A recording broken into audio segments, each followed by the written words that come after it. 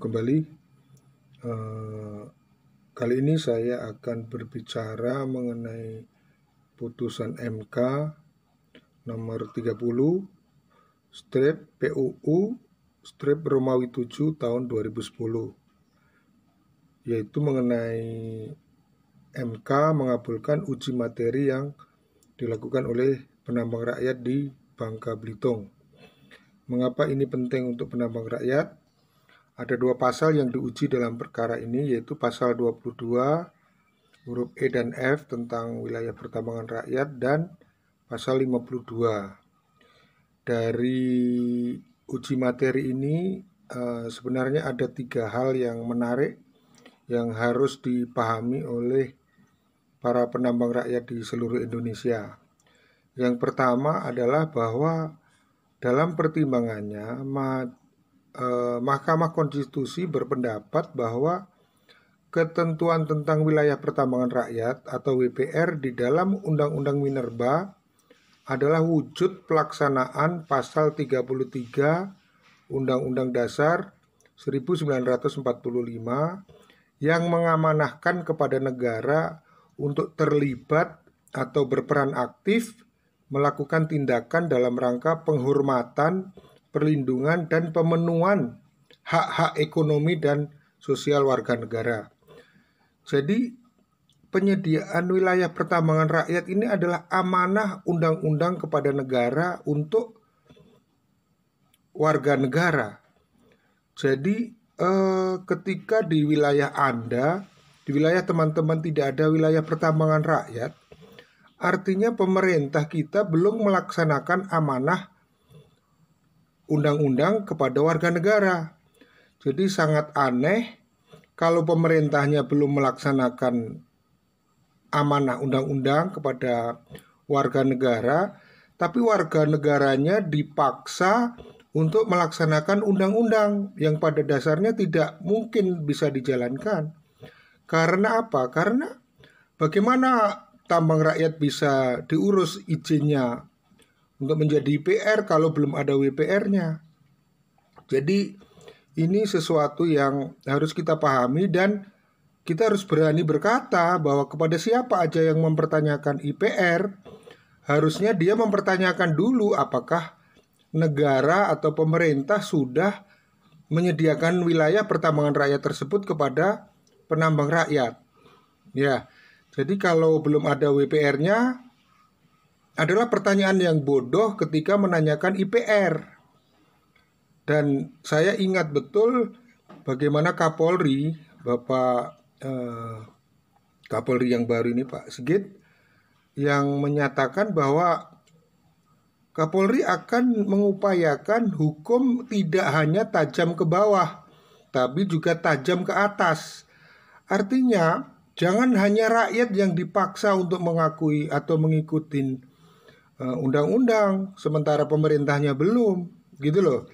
Jadi ini yang harus dipahami oleh teman-teman para penambang rakyat di Indonesia. Jadi jangan mudah ketakutan, jangan mudah mau hanya disalah-salahkan oleh pihak-pihak tertentu.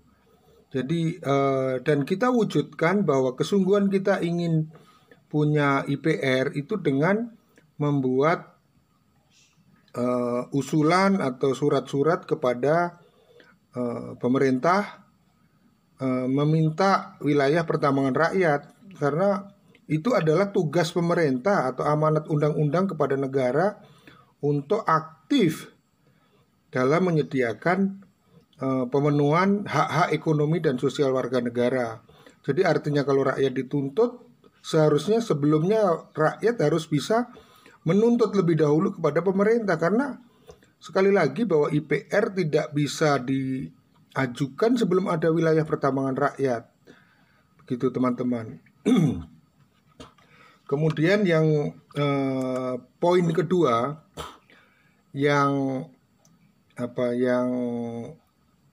perlu teman-teman ketahui, ini saya agak prihatin sebenarnya, ternyata banyak orang-orang ESDM juga yang tidak tahu atau pura-pura tidak tahu ketika mereka masih mempermasalahkan bahwa seolah-olah yang bisa jadi WPR adalah yang sekurang-kurangnya 15 tahun dikerjakan oleh rakyat gitu loh. Jadi ini sebenarnya kan sudah dicabut oleh Mahkamah Konstitusi, tapi kalau kita diskusi teman-teman, jadi persyaratan 15 tahun itu sudah dibatalkan oleh Mahkamah Konstitusi. Jadi walaupun baru setahun dikerjakan, 3 bulan, atau bahkan 1 hari dikerjakan, itu tetap harus menjadi alasan untuk bisa diprioritaskan menjadi wilayah pertambangan rakyat.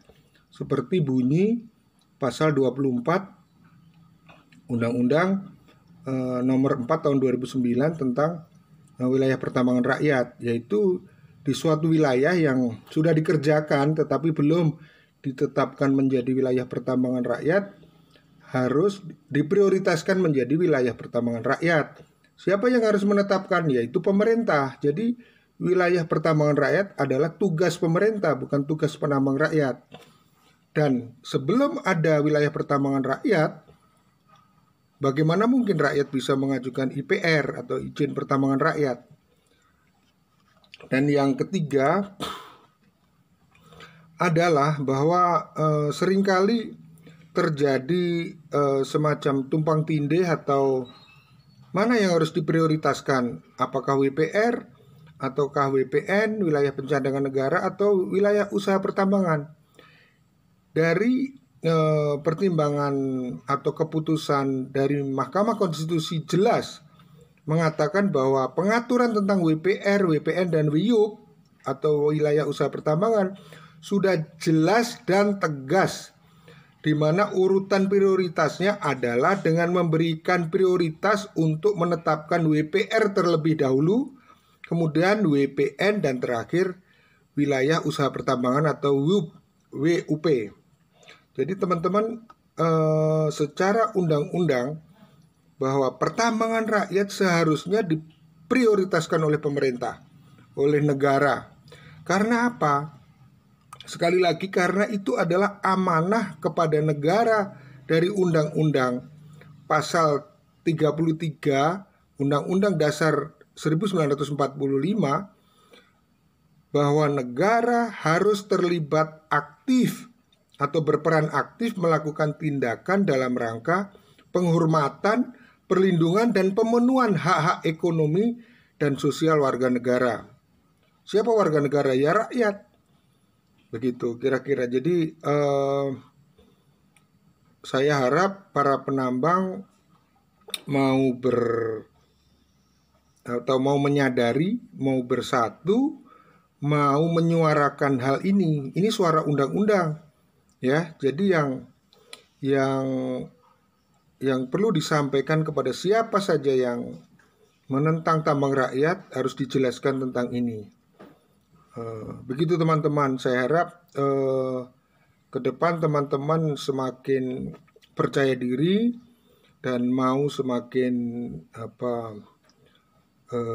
teguh untuk menjadi penambang rakyat yang semakin profesional.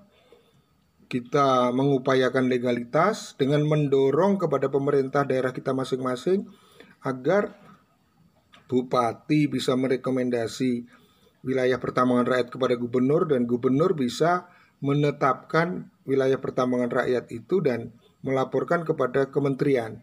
Jadi nanti jangan ada lagi yang berlagak, wah saya tidak tahu dan sebagainya. Jadi ini adalah hidup kita, ini adalah hajat hidup keluarga kita, masyarakat kita, dan sungguh di masa COVID ini sebenarnya negara dapat melihat betapa tambang rakyat adalah salah satu kelompok usaha ekonomi rakyat yang paling kuat, yang paling bisa bertahan, dan belum ada satu kelompok penambang rakyat pun yang mengemis atau meminta-minta sumbangan dari pemerintah atau subsidi dan sebagainya. Justru di beberapa lokasi para penambang memberikan bantuan kepada masyarakat di sekitarnya. Jadi teman-teman, saya harap semakin percaya diri dan jangan pernah merasa bahwa menjadi penambang rakyat adalah kejahatan.